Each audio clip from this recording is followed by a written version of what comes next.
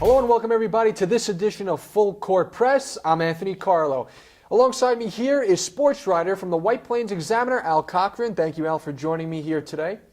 Discussing the Westchester Knicks. This team is sitting at 1-3 right now, still early in their season, but it is a team that is receiving a lot of organizational support. Looking back to their home opener, we're looking at a team that had their general manager, Allen Houston, out to support, as well as the owner of the franchise, James Dolan, and NBA Commissioner Adam Silver. How important is it that this D-League affiliate of the New York Knicks is getting so much support? It's extremely important, and ever since the Knicks and the NBA Developmental League announced this new franchise affiliated with the New York Knicks, there has been a great marketing campaign by the Westchester Knicks to acquaint the community about what's going on at the Westchester County Center.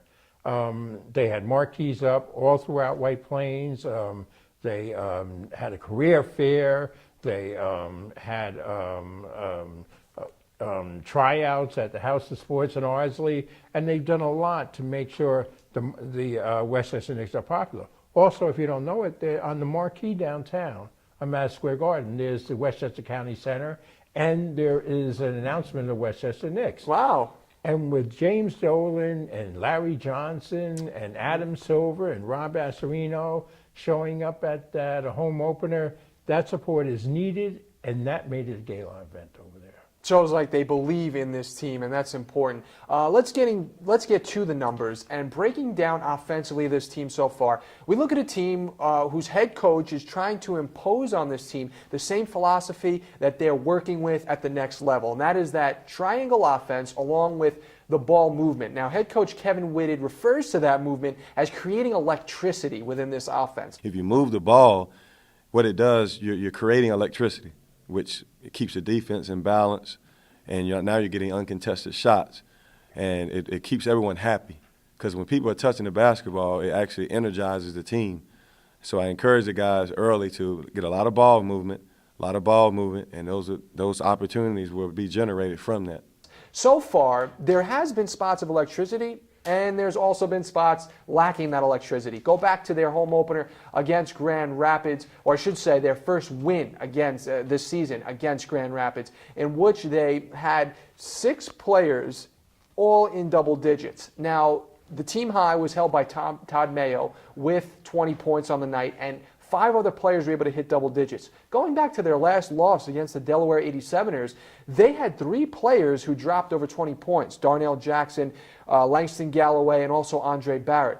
So Al, assessing this offense so far, what have you seen? Because one problem is the fact that they still sit at the 3rd fewest points scored in the D-League with 84. Well, you know, head coach Kevin Whitted made note of it after the home opener loss that the offense was a little stagnant and they didn't execute that well. I mean, they are learning the triangle offense, you know, and whether that inhibits them or not, I'm not sure. You know, it's certainly inhibiting the New York Knicks. But I do feel like it's not necessary to have 6 players in double figures each game, but you need 4 players in double figures each game.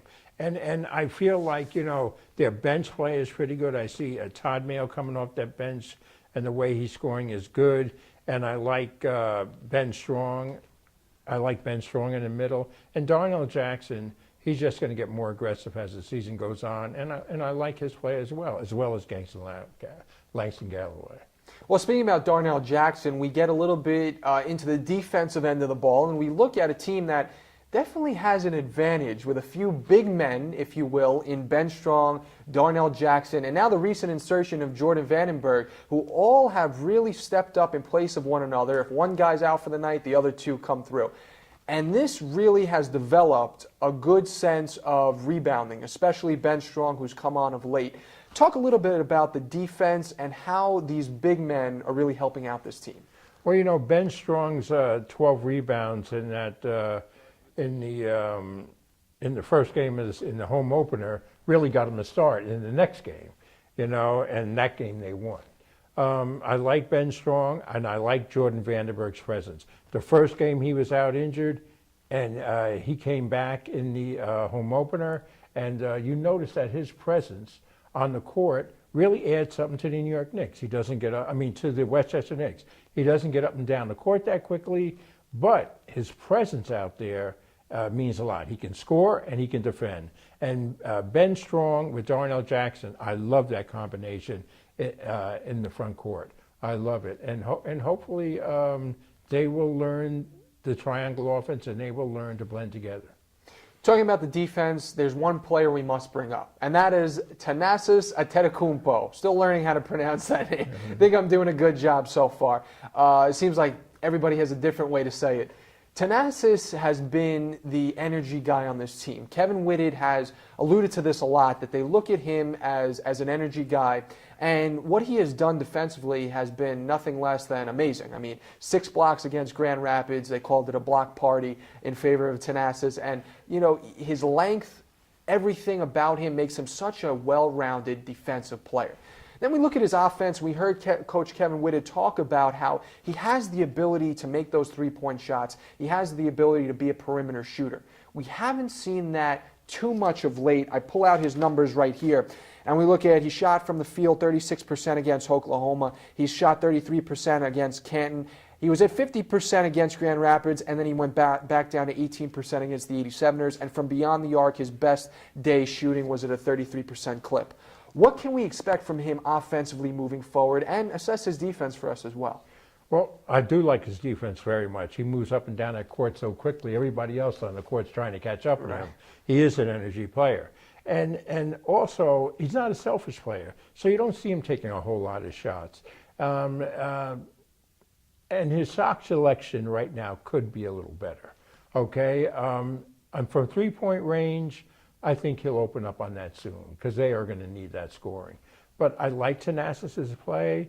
I like his court presence. He's a leader out there. He's an energy player, and that team follows him. That team follows Thanasis, and I think his scoring will pick up. On defense, I really don't think you can ask for anything more. He is up and down that court. He's the first one down that court, and he's a good defender. Getting the opinion of the Sports Vault's radio host, Jersey Joe Archino, next. But for Al Coqueran, I'm Anthony Carlo for Full Court Press.